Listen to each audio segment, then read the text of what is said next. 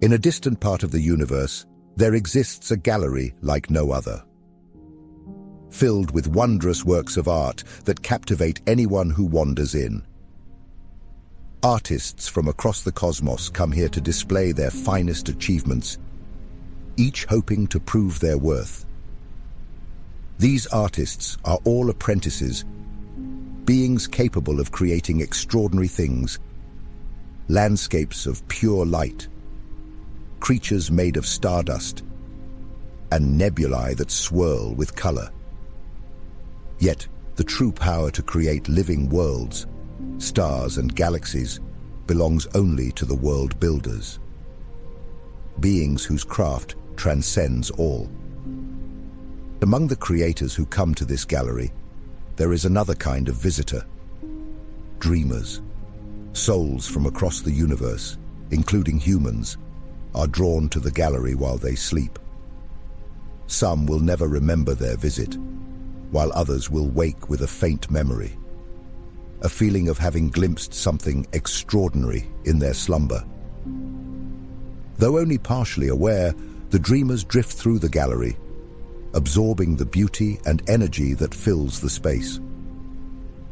One young apprentice stood quietly in the shadows, his creation hidden in a corner far from the more magnificent displays around him. He watched as other apprentices unveiled their grand works.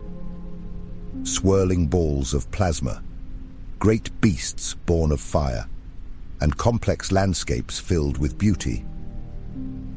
The apprentice's own creation, though crafted with care, felt small and insignificant by comparison. He couldn't help but feel out of place in such a vast and wondrous gallery. Just as he was about to turn away, something caught his eye. A dreamer, a young girl, her wide eyes reflecting the wonder and confusion of someone caught between sleep and waking. She drifted from one display to the next, her curiosity growing. But as she neared a grand, swirling vortex of shadows created by one of the more experienced apprentices, her face changed. Fear crept into her eyes, and she stepped back, trembling. Before the dream could turn into a nightmare, the apprentice stepped forward, speaking gently. "Come with me." The girl turned, unsure but trusting, and followed him to the far end of the gallery, where his creation sat in a small, unremarkable space. There was no swirling energy or grand display, just a quiet, simple area filled with forgettable objects. Without a word, the girl stepped into the space, noticing the worn chair in the corner. Without knowing why, she moved toward it, her hand brushing against the fabric. And then, something stirred inside her. Recognition. This is my grandmother's chair," she whispered. "I haven't seen it since she passed away. It was sold, and I thought I'd never sit in it again." The apprentice remained silent, watching as the girl sank into the chair, her body relaxing into the familiar embrace. A moment later, she reached for the cup of cocoa that had appeared on the table beside her. Her eyes widened as she turned the cup in her hands. "This was my friend's cup," she said softly. "It even has her name on it." She looked around, realizing that the room had somehow brought back these deeply personal objects, each tied to someone she loved. The chair, the cup, things she had longed to see again but thought were lost forever. The girl's eyes filled with happy tears, and for the first time, she felt the fear from earlier melting away. The apprentice stood by, still unsure of his place in the gallery. He hadn't created these objects, not intentionally. He had simply made a space, one he hoped would offer something meaningful. But as the girl's reaction unfolded, he realized that maybe his creation had a purpose after all. The girl looked up at him, her eyes shining with quiet wonder. "You made this?" she asked. He nodded slowly, still unsure of what to say. "It's different from the others," he murmured, glancing toward the grand displays outside. "I don't know if it's enough." The girl frowned, looking around. "But why does it need to be like the others? What you made has more meaning to me than anything out there. It feels like home." Her words began to sink in, and for the first time the apprentice understood the value of his creation. It wasn't grand or powerful, but it was personal, comforting, something that could reach into someone's heart and bring them peace. It was different, yes, but maybe that was exactly what made it special. The girl ran her fingers over the blanket draped across the chair and smiled softly. "This was my father's blanket," she whispered. "It used to be in my cot when I was a baby."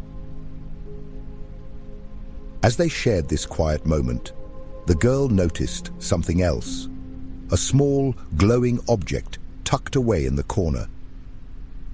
She picked it up carefully, her eyes widening as the soft light shimmered through the perfectly smooth sphere of glass. Encased within it was a small, glowing ember that radiated a gentle heat. "What's this?" she asked, mesmerized by the object. I made this," he said softly. "It's a fragment of the dying star that gave me life." He had preserved that moment of his beginning, capturing it in this delicate form, a piece of cosmic history, small yet powerful. The girl's expression shifted from curiosity to awe as she handed it to him. "It's beautiful," she whispered, her voice filled with quiet reverence. "You should be proud of it." The apprentice stared at the ember in his hands, something shifting inside him. He had been so focused on the grandeur of the other works in the gallery, comparing himself to the other apprentices, that he had forgotten the value of what he had created. This small, simple room had brought comfort to someone who needed it, and now the first creation he had ever made had found its way back to him. "Thank you," he said, his voice barely above a whisper. "I didn't think anyone would understand." The girl smiled, but her form began to shimmer faintly. She looked down at her hands, a quiet sadness in her eyes. "I think I'm waking up," she said softly. "I don't want to leave yet, but I don't think I have a choice." The apprentice felt a pang of sadness. "Will I see you again?" The girl's smile remained, though it was tinged with regret. "I hope so, but even if you don't, remember what you've made. It matters." As she began to fade, the apprentice held the small ember close, watching her go. The room grew quiet again, but the warmth of their exchange lingered. And for the first time, he felt a sense of peace. His creation, though modest, had touched someone's heart. And in that moment, he realized that sometimes the smallest things could hold the most meaning. As you lie here, think about the moments that have shaped you, the small sparks in your life that may seem insignificant but hold deep meaning. Like the apprentice in the gallery, we all carry pieces of our own beginnings, fragments of our journeys that stay with us. Remember that what you create, what you hold dear, has the power to touch others, even in the simplest ways. Take a deep breath and let go of your doubts.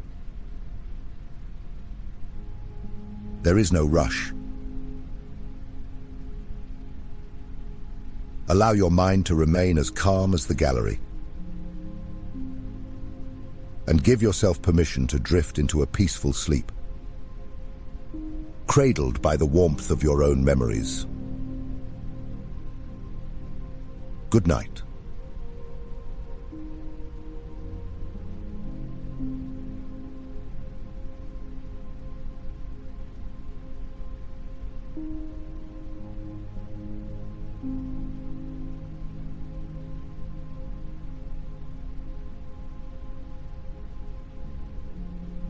Mm-hmm.